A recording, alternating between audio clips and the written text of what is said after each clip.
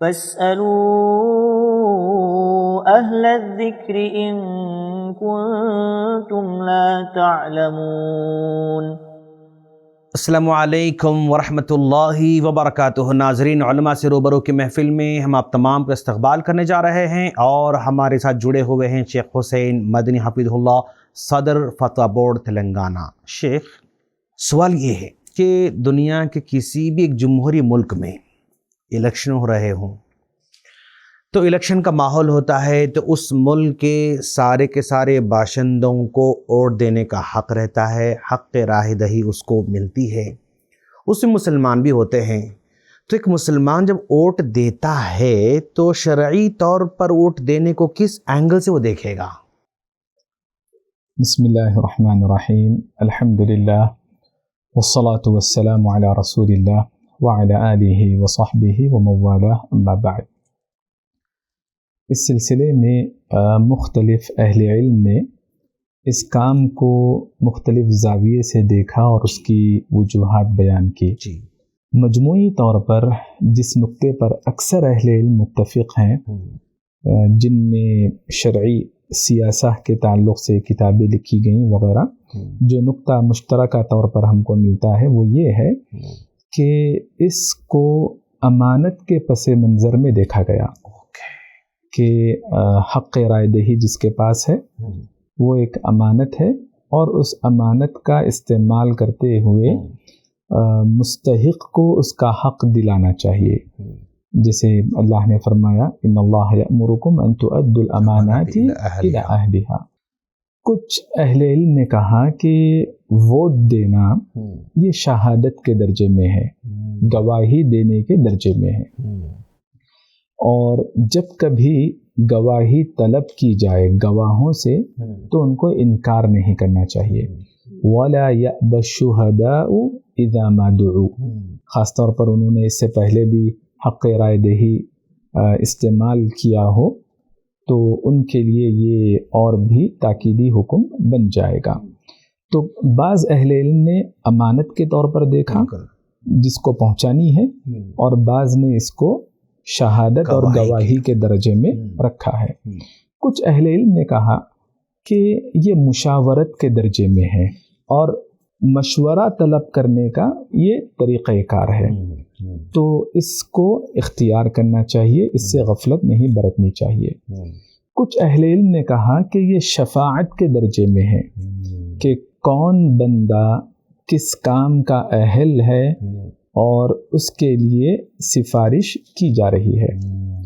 کچھ اہل علم نے کہا کہ یہ وکالت کے درجے میں ہے، یعنی کسی مقام پر عوام کی نمائندگی کرنی ہے اور وہ عوام کا وکیل ہے، نمائندہ ہے، مسائل کو رکھنا، ضرورتوں کو پورا کروانا، تو اس درجے میں وکیل بنانے کے ضمن میں ہے اور یہ کام انجام دینا چاہیے۔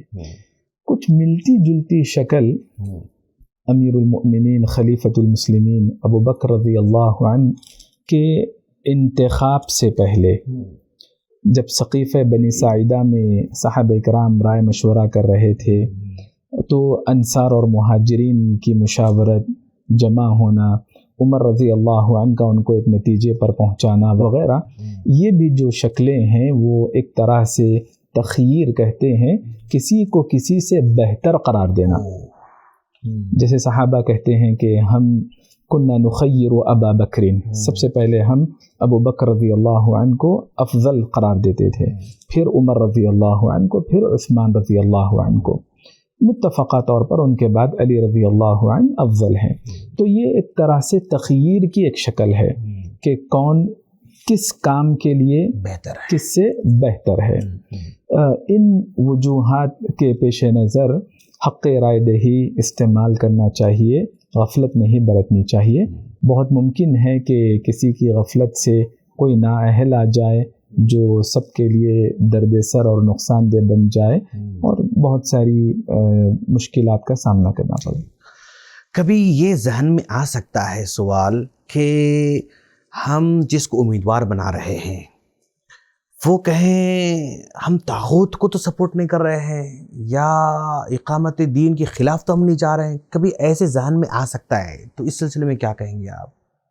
دیکھیے جہاں پر جیسے امکانات ہو اللہ تبارک و تعالیٰ انسان کو ویسا مکلف بناتا ہے، پابند بناتا ہے۔ جو ہمارے اختیار کے باہر ہے، اختیاری حالات نہیں، اضطراری حالات ہیں، اگر ہمارے اختیار میں ہے، جیسے ہمارے لیے ممکن ہے کہ ہم نکاح شرعی نقطہ نظر سے کریں، اسلامی طریقے سے کریں، طلاق ہے، خلا ہے، وراثت ہے، ہبہ ہے اور بہت سارے احکام ہیں، تو جہاں ہمارے لیے اختیار ہے کہ ہم اپنے دین پر چل سکیں تو وہاں پر ہم کو اسے ترجیح دینی چاہیے۔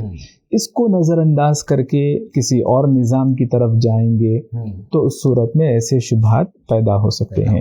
جہاں اختیار کے باہر چیزیں ہیں تو اللہ تعالیٰ طاقت سے زیادہ بوجھ نہیں ڈالتا۔ اور دوسری بات یہ ہے کہ اگر کسی کے ذہن میں یہ سوال پیدا ہو کہ یہ اقامت دین کے مخالف کام ہو سکتا ہے تو سب سے پہلے اس کو اقامت دین صحیح طور پر سمجھنا چاہیے، کیونکہ اقامت دین اقامت حکومت نہیں، اسلامی حکومت قائم کرنے کا نام اقامت دین قطعا نہیں ہے۔ آپ ساری مستند اور مسند، ساری معتبر تفاسیر کا مطالعہ کر لیجیے، آپ ساری جو مطبوع ہو غیر مطبوع ہو ساری تفاسیر کا مطالعہ کر لیجیے، کسی ایک مفسر نے بھی یہ بات نہیں بتائی کہ اقامت دین کا معنی اقامت حکومت ہے۔ اب سوال یہ پیدا ہوتا ہے کہ ٹھیک ہے اقامت حکومت نہیں تو اقامت دین کا حقیقی مفہوم کیا ہے جو سلف نے بیان کیا، تو وہ 3 نکات میں ہم کو معلوم ہوتا ہے۔ سب سے پہلی بات یہ ہے کہ توحید کو اختیار کرنا، ایمانیات کو اختیار کرنا، اکثر جمہور مفسرین نے یہ معنی اقامت دین کا بتایا۔ کچھ مفسرین نے یہ بتایا کہ اتحاد و اتفاق کے ساتھ رہیں، اجتماعیت کے ساتھ رہیں، انتشار سے، اختلاف سے اپنے آپ کو بچائے رکھیں، یہ معنی اقامت دین کا ہے۔ کچھ مفسرین نے کہا کہ آپ اطاعت کرتے رہیں، عمل کرتے رہیں، شرعی احکام کی تعمیل کرتے رہیں، یہ اقامت دین کا معنی ہے۔ کسی نے بھی سیاسی تناظر میں اس کو حکومت قائم کرنے کے اعتبار سے یا جہاد کرنے کے اعتبار سے اس پس منظر میں کسی ایک مفسر نے بھی نہیں لیا، تو پہلے اقامت دین کے مفہوم کی اصلاح کرنی چاہیے اور اس کے بعد میں اہل علم نے اس چیز کو ووٹ ڈالنے کو جن جن زاویوں سے دیکھا اس پر نظر رکھنی چاہیے۔ بارک اللہ فیکم۔ شیخ، یہ الیکشن کے موقع پر کیا ایک مسلمان امیدوار بن سکتا ہے؟ اس سلسلے میں لوگوں کو خدشہ رہتا ہے، کیا کہیں گے آپ؟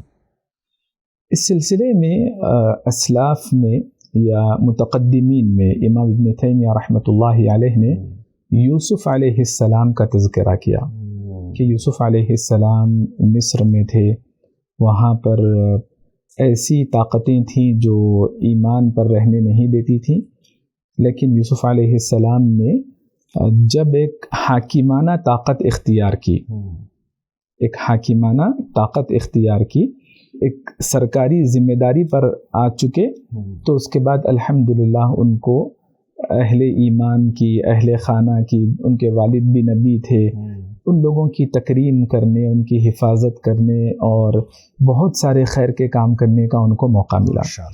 تو وہ حکومت جو تھی ایمان پر نہیں تھی، لیکن اس کا حصہ یوسف علیہ السلام بنے۔ امام سعدی رحمۃ اللہ علیہ نے شعیب علیہ السلام کا تذکرہ کیا۔ شعیب علیہ السلام کی قوم نے کیا کہا؟ لولا رہتک لرجمناک، اگر آپ کا خاندان قبیلہ نہ رہتا تو ہم آپ کا کام تمام کر دیتے، سنگسار کر دیتے۔ اس آیت کی تفسیر کرتے ہوئے امام سعدی رحمۃ اللہ علیہ نے فرمایا کہ جمہوری ملکوں میں جہاں مسلمان اقلیتوں میں رہتے ہیں ان کو برادران وطن کے ساتھ جتنے تعلقات مضبوط کر سکتے ہیں، سیاسی اعتبار سے ہو، تجارتی اعتبار سے ہو، بالکل ان کے حقوق اور ان کی عزت و آبرو، ان کے جان و مال کی حفاظت وغیرہ وغیرہ، ان تمام امور کی کوشش کرنی چاہیے۔ کچھ اہل علم نے نجاشی کی مثال دی۔ نجاشی اسلام قبول کر چکے تھے، بادشاہ تھے، لیکن اس کے باوجود وہ شریعت کو نافذ نہیں کر سکتے تھے، اتنی طاقت نہیں تھی ان کے پاس، لیکن وہ اس کے باوجود بادشاہ تھے ایسی قوم کے جو قوم ایمان سے محروم تھی۔ ان تمام امور سے پتہ چلتا ہے، خاص طور پر مجمع الفقہ الاسلامی فقہ کونسل نے یہ بات بتائی کہ اگر دینی آزمائش کا اندیشہ نہ ہو امیدوار کے لیے، جو کانٹیسٹ کرنے والا ہے امیدوار، اس کے لیے اپنی دینی آزمائش کا کوئی اندیشہ نہ ہو، دین و ایمان اس کا خطرے میں نہ ہو، اور وہ برادران وطن کے درمیان اسلام کی سچی تصویر وہ پیش کر سکتا ہو، اور مسلمانوں کو فائدہ پہنچانے کے لیے، انسانیت کی خدمت کے لیے جو فوائد ہیں، جو مصلحتیں ہیں، وہ غالب درجے میں ہوں ماشاءاللہ. تو ان تمام امور کے پیش نظر اس کے لیے انشاءاللہ گنجائش ہو سکتی ہے. بارک اللہ فیکم. شیخنا، ناظرین آپ نے دیکھا بہت ہی پیارے انداز سے شیخ نے آپ نے بہت تفصیل سے آپ کو باتیں بتائی. اللہ سے دعا ہے اللہ ہم تمام کو دین فہمی اپنے اندر پیدا کرنے کی توفیق فرمائے. آمین. السلام علیکم ورحمۃ اللہ وبرکاتہ.